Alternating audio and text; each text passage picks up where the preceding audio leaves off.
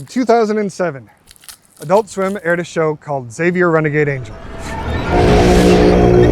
If you want to know more, read Wikipedia. Today what we're going to be talking about is Season 1, Episode 3. It's called Weapons Grade Life. And while I was rewatching the show recently during a severe bout of depression, I noticed that there are a remarkable number of foods mentioned, shown, and described in its 11-minute runtime. 24 in 11 minutes, that's this many per minute and this many per second. It seemed like a lot, and some of the recipes seem very interesting. Some of them seem very tasty. Some of them seem really hard. And so what I've decided is to do a short series where I create all of the recipes chronologically in order and see what they're like. We're splitting it up into 3 episodes because I don't want to make 24 recipes for a single video. That's stupid and hard. So instead what I'm going to do is do 8 per episode, split it into 3. Starting chronologically, number 1 with... Starting with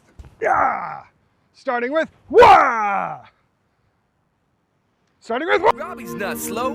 He's a genius. Well, he's got a funny way of showing it. Look, I'm not tarted like Robbie here, so I know that a group of strapping bucks as cool as you would never waste your time with a boy whose legs are as dead as a Thanksgiving turkey with all the trimmings. That's inappropriate to say, Xavier Renegade Angel. Anybody who's ever made a Thanksgiving turkey has an opinion on how to do it best. They're all probably valid. Wet brine, dry brine, boil, broil, deep fry. You can set it on fire. Lava turkey. Pretty good, huh? Lava turkey. That's Jack Black. My favorite approach has been the 2019 Bon Appetit recipe with the title, Everything that goes into making the absolutely positively perfect Thanksgiving turkey. Luckily, this is behind a paywall now, so nobody ever has to look at it ever again. Just watch what I do. I sort of remember how the recipe goes, and I've made a few additions and subtractions over the years, so this is generally what we're doing. I made this for Thanksgiving this year, 2020. What we're looking for is a quick cook to maintain as much juiciness as we can in the leaner parts of the bird and maximize flavors that concert well with the rich meaty fowl. Saltiness, fruity and citrusy sweetness, robust and earthy European herbs, and additional umami are what we're generally going for. So, to accomplish that, we remove the backbone, separate the wings and the legs from the crown, and apply a dry brine of salt, garlic powder, onion powder, paprika, brown sugar, and peppercorns that you bash up all together in a mortar and pestle or molcajete or spice grinder or whatever, and spread liberally all over the bird. Put it in the fridge, uncovered, for a day or two to allow the brine time to penetrate and the skin to dry out. I don't have footage of that because my mom bought the turkey and prepped it ahead of time while I was away gallivanting around in the big city like the cosmopolitan wastrel I am. Thanks, Mom. I love you. Meanwhile, I did the easy part, which is preparing the glaze to brush over the turkey while it's in the oven. The glaze consists of a hefty amount of roughly chopped garlic, about 1/4 cup of soy sauce, the zest of 2 oranges, the juice of those 2 oranges, and the skin of an apple. Then, pour in a glug or 2 of apple cider vinegar and 1/2 cup of brown sugar. Put in some sage, a few stalks of rosemary and thyme, and for a little spice, some acabanga chili oil and whole black peppercorns. Then you just heat it up on medium, move it to a better camera angle, get it simmering, and reduce it until it coats the back of a spoon, or at least until you're bored, which is what I did, and strain it into a deli container to use tomorrow. Do the dishes while watching Hercule Poirot. Then, on Thanksgiving Day, you travel north to, actually, let's make the cranberry sauce first. Get your hands off his head, you perv! Take that! Taste the pain! Take that! Taste the pain! Cranberry sauce! Take that! This year I decided to make a habanero cranberry sauce. This is based off of my friend Eric Fritz's recipe. Sort of. I actually lost his recipe, but this is vaguely how I remember it going. So big up Fritz. He's still alive, but you know, over there somewhere, so big ups to him. Add 15 ounces of frozen cranberries to a pot. Reserve about 5 on the side so that you have some whole cranberries that you can add to the final mix. Add a knob of peeled and chunked up ginger. The zest and juice of an orange you fucked up and cut in half beforehand, because you definitely should zest it before you cut it in half. It makes it so much harder. But, you know, what can you do? Flesh of 3 diced habaneros with the seeds removed. Some rosemary, star anise. Try to put in a cup of white sugar, but run out about 2/3 of the way through because you're dumb as hell. Didn't check the cupboard before you went to the store, and so you're out of white sugar. So supplement with some maple syrup you find in your fridge, and a very old cinnamon stick that you didn't know you had. Mix. Add in some of the reserved cranberries because you judge that it's not quite enough yet. Let come up to what you call a simmer, but it's probably actually a boil. And let it go until most of the cranberries have burst and broken down into a rich, jammy, pectiny gloop. When it's all gloopy, add in the reserved cranberries, squeeze a lemon in for luck, and let cool. When it's cool enough, take out all the inedible junk, which takes forever because rosemary just sort of falls apart, so you definitely should put in like an herbs sachet or something that you can easily remove, but you know, you can also take it out. It just takes a while. And whenever you're done, take the goop, slop it in a deli container, and store it in the fridge. Do the dishes while watching Hercule Poirot. Then, on Thanksgiving Day, you travel north to your ancestral home. Oh, the mild, dun-colored majesty of a Midwest morning, the snow-freckled fields stretching out under dollops of cloud and a cold blue sky. The tumorous growth of a transmission substation belching electricity along hideous power lines. A barbecue intersection. Once you've arrived, admire the great job your mom did with the turkey. Thanks, Mom. Preheat the oven to 425 Fahrenheit. Try to put the bird in, but realize it doesn't quite fit the way you have everything laid out, so play Turkey Tetris for a while until it does. Turkey Tetris is like regular Tetris, but it sucks. You want to pour water in the pan beneath the bird chunks for 2 reasons. 1, to keep the meat from drying out, and 2, to keep the drippings from burning. This will create a lot of steam when you open the oven, so be careful because it will burn you and it will leave a scar. But that's turkey, baby. Brush on the pre-made glaze every 20 minutes or so while the bird cooks. Turn it down to 300 after 45 minutes. Keep glazing. We're looking for 155 internal. This one only took about an hour and a half. I cranked it up to 425 for the last 15 minutes to try to get some more color on the skin, but, you know, whatever, feel it out. While it rests, take all the sage you didn't use in the glaze and put it in a pan with some butter until it's crispy. A side benefit of this is that you get sage-flavored brown butter, which you can use in a bunch of different recipes, but I just, ate. I ate with a spoon, I dipped my finger in it when it was cool enough, and it's good, and it's good, and it's good, it's good, fuck you, it's good. Finally, it's Thanksgiving time for food. Put your Thanksgiving turkey on the table. It's delicious, sweet, salty, rich and juicy. The white meat is just as good as the dark. Yum yum. The cranberry sauce is a little spicy, very tart, just the right amount of sweetness, and it goes with everything perfectly. It could use some more habanero, honestly. Maybe mine were just too mild, but I'd go up to 4 or 5 if I made it again. For all the trimmings, of course, what we got to say is, I guess everything else everybody made, that my family made that day, those are all the trimmings, and they were amazing. Look at this delicious veggie and fruit platter my sister Holly made. It is phenomenal. I don't know how someone makes something that beautiful and delicious at the same time. Turkey, 8.5. All the trimmings, 10 out of 10. And cranberry sauce, 8. I think it could use probably some more habaneros next time I make it, but maybe it was just the habaneros I had weren't very spicy. Okay, what's next? Some fucking decaf coffee or some shit? Peep show. Okay, this is gonna be a routine double bypass. Bow your heads, please. Dear Lord, we just want to thank you for your guiding touch. Let's get on with it.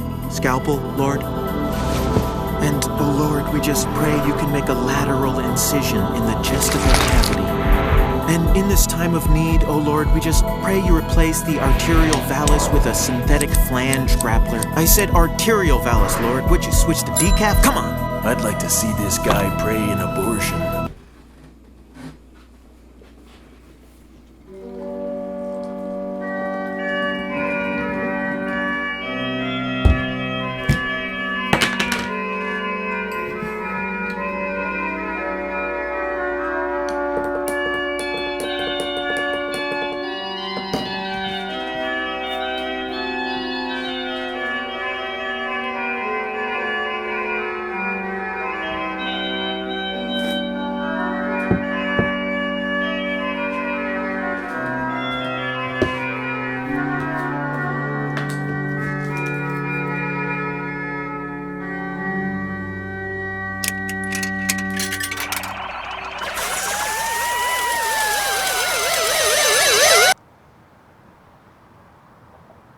What's next? Hoagie.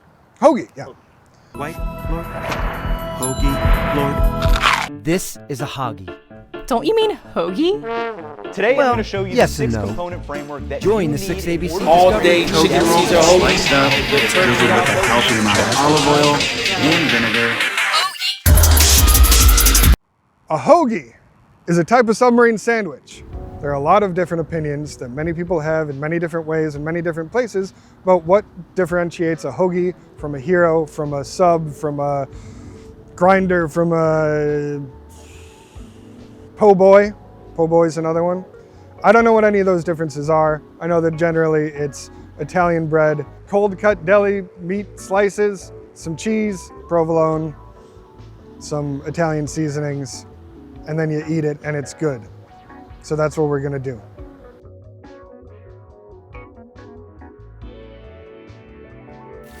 Usually I have some pickled onion in the fridge, but I didn't today, so I quick pickled some while I was preparing everything else. So to do that, I sliced up a red onion, put it in a Rachel Ray little guy pot with some salt, some white sugar, apple cider vinegar, and some black peppercorns. Give it a quick stir, put it on the stovetop at medium-high to bring up to a boil, which will soften the onions and infuse all the flavors together. I'll pull this off once it gets up to a boil and let it cool. While that was coming up to temp, I chopped some iceberg lettuce, which I put aside to toss with some dressing right at the end, and moved on to the main event. Why don't you show me how to build this hoagie-liciousness of a sandwich? As with all great Philly sandwiches, you start with the bread. A long Italian roll from a local bakery is a must. Instead of doing that, I used a nice soft loaf from a local Italian deli. Some people might say that this disqualifies it from being a hoagie and just makes it an Italian sandwich. But it was really good bread, and furthermore, I don't care and I didn't ask you. I'm sorry, that's too mean.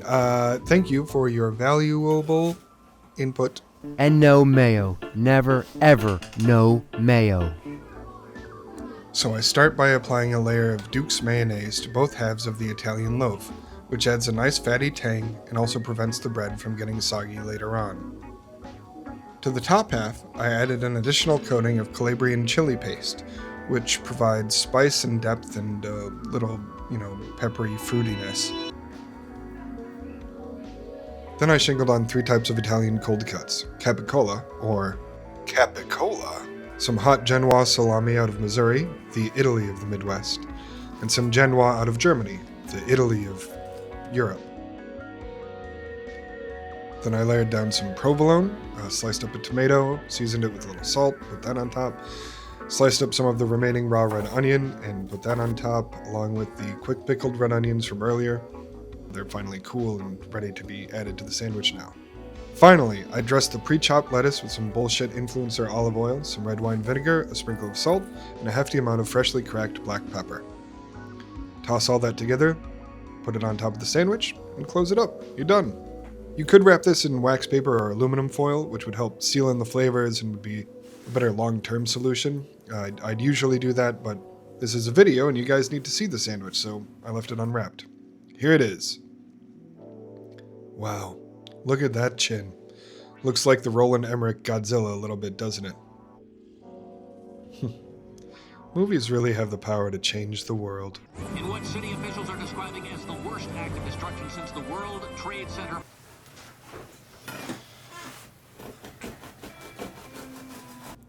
Okie dokie.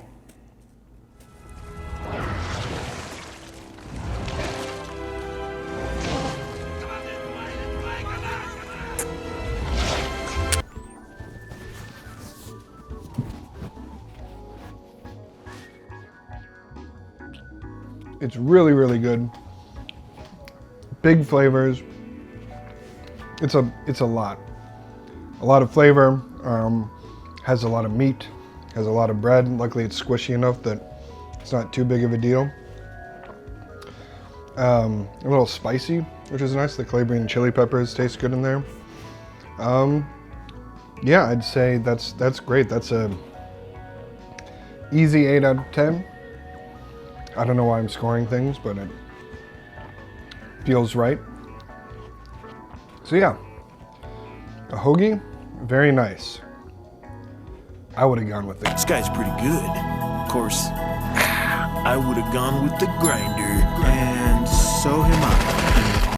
December 1967. The Packers beat the Cowboys at the Ice Bowl. The Vietnam War closes out its 12th year. The Beatles go on their magical mystery tour. A song. And Evel Knievel does a bad job jumping over the Caesar's Palace fountains.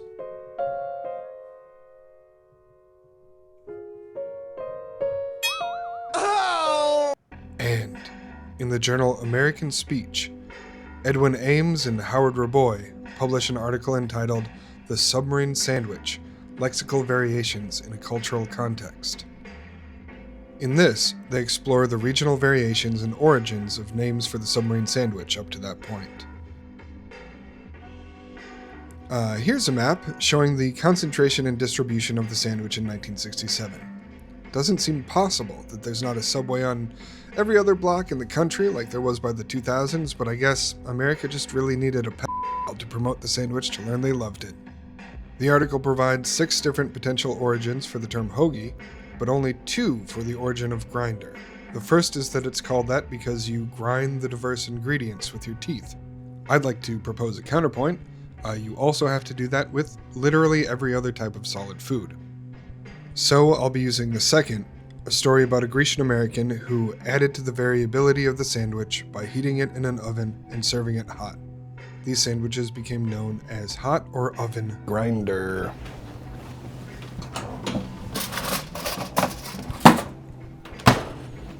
This is supposing that a grinder is just a heated up hoagie, so we'll see how that is. What are you up to? Got some time to kill?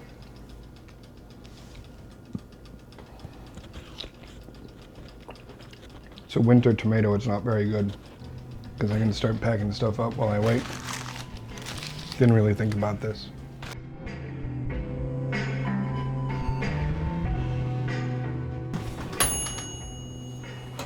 Perfect timing? Okay, let's see how what I'm calling a grinder is. All right, let's try the grinder.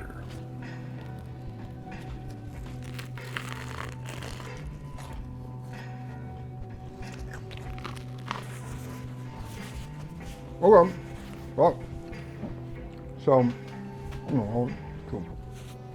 I would not say heating it up necessarily made it better, but it didn't make it worse. It's a lateral move. I think I slightly prefer cold cuts to be cold rather than hot, but it is nice that the cheese melted and it all sort of combines together a little bit better. You can only go one way in this life, from hoagie to grinder, never from grinder to hoagie. That's sad. So in this case, I'm going to say Xavier Renegade Angel was wrong. Should have stuck with the hoagie, but the grinder is still what did I give the hoagie? An 8.5? Let's call it an 8.4. Fucking good. Oh!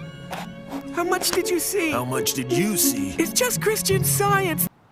I believe the chunk of meat that Xavier, Renegade Angel, eats off of the operating table is human flesh.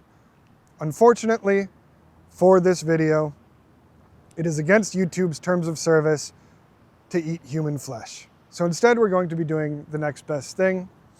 I will be censoring any part of this that YouTube might find objectionable.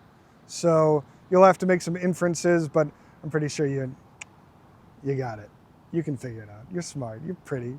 First, what you need to do is go to a respected local butcher and buy a high quality piece of pork. Hi, yeah, could I just get one of these boneless? We're going with because the old cannibal term for human flesh was long pig, and they're the experts. They probably know the best. If they say human tastes like, I believe them. Cut an appropriately sized chunk that matches the specifications from the show. Now, to make it taste more like human, what I'm going to do is sterilize a needle and onto the all over, covering the raw. And then what I'm going to do is take a big old tasty bite out of it.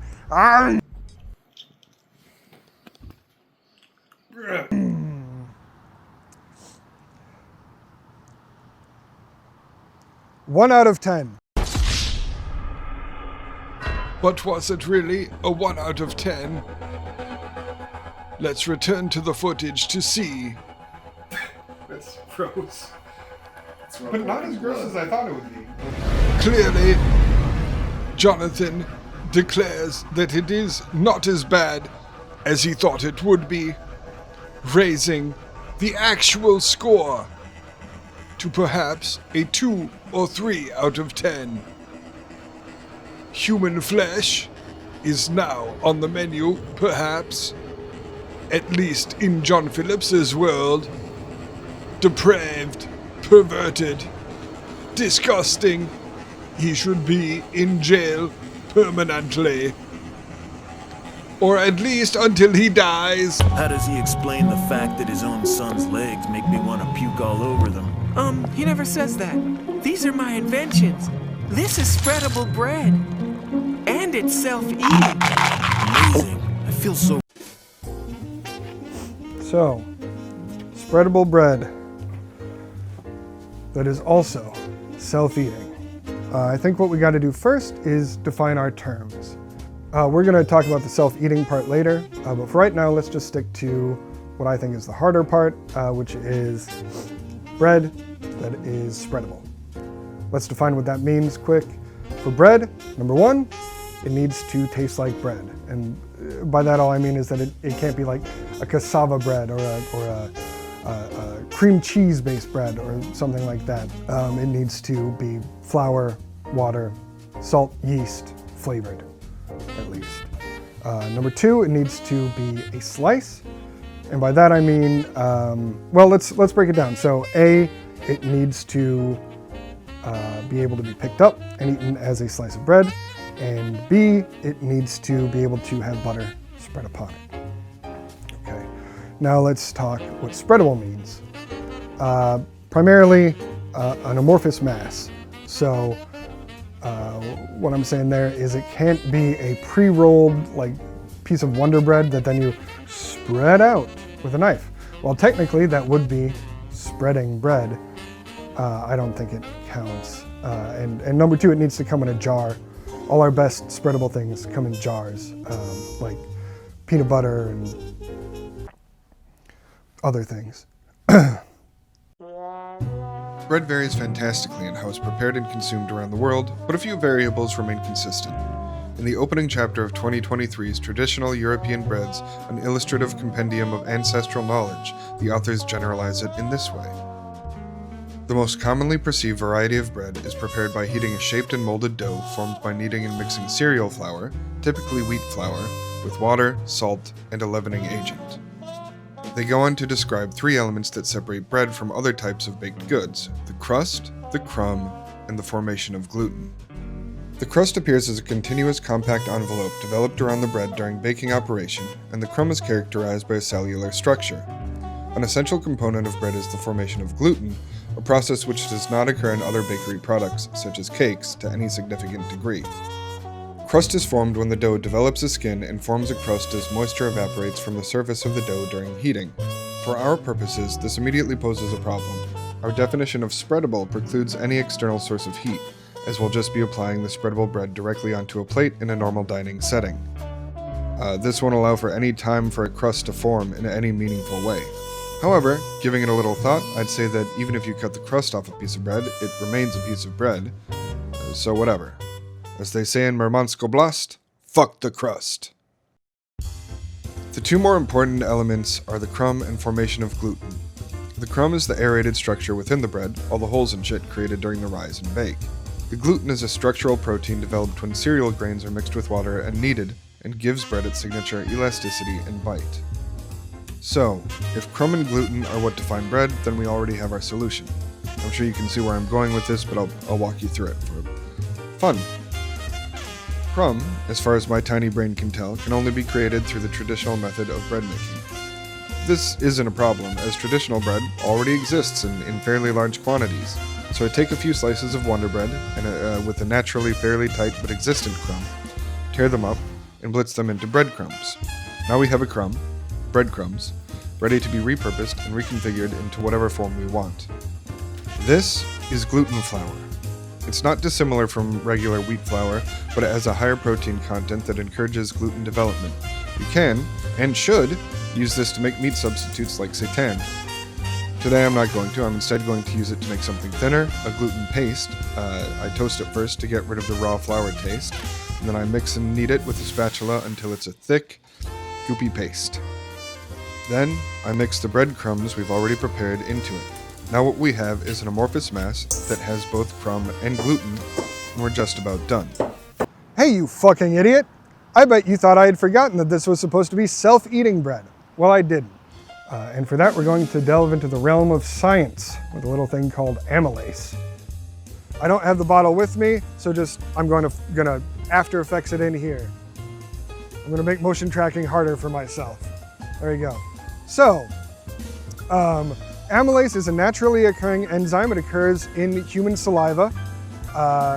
And what it does is it breaks down complex carbohydrates like bread into simpler carbohydrates like sugars and things. That is part of the digestion process. Obviously not the entire digestion process, but I'm going to consider it enough to call this self-eating bread. So there we go, mission accomplished. So I've added the amylase, and now it's self-eating. I let this all sit in the fridge overnight before filming a tasting, but when I checked on it in the morning, I was less happy with the texture, so I blitzed up a bunch more bread, mixed it into the paste, making sure the crumb was better represented within our gluten goop. I made more breadcrumbs than I needed, but don't worry, I didn't let them go to waste. I used them to make some fried tinned fish. Cool! Yahoo! Now for the final test. We get the spreadable bread mixture down on the plate, spread it out, and with a little extra refining off camera, it's in the general shape of a slice of bread. Squarish. Let's see if it passes the buttering portion of the exam. Oh yeah, that's a pass. Oh yeah. Alright, and now for the final two tests. Does this hold together as a piece of bread? And does it taste like bread? So, delicately.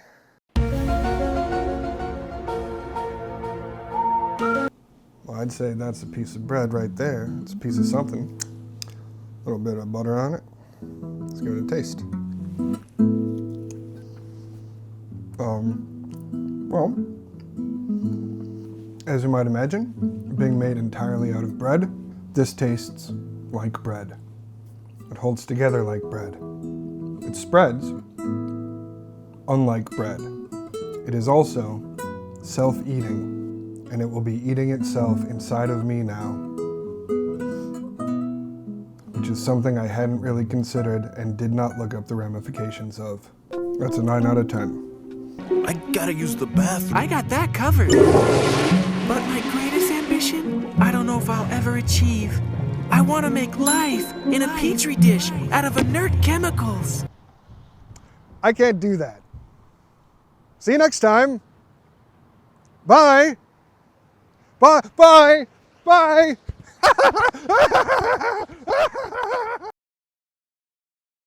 Thurito. Coconut! It's not just my heart that's hardening.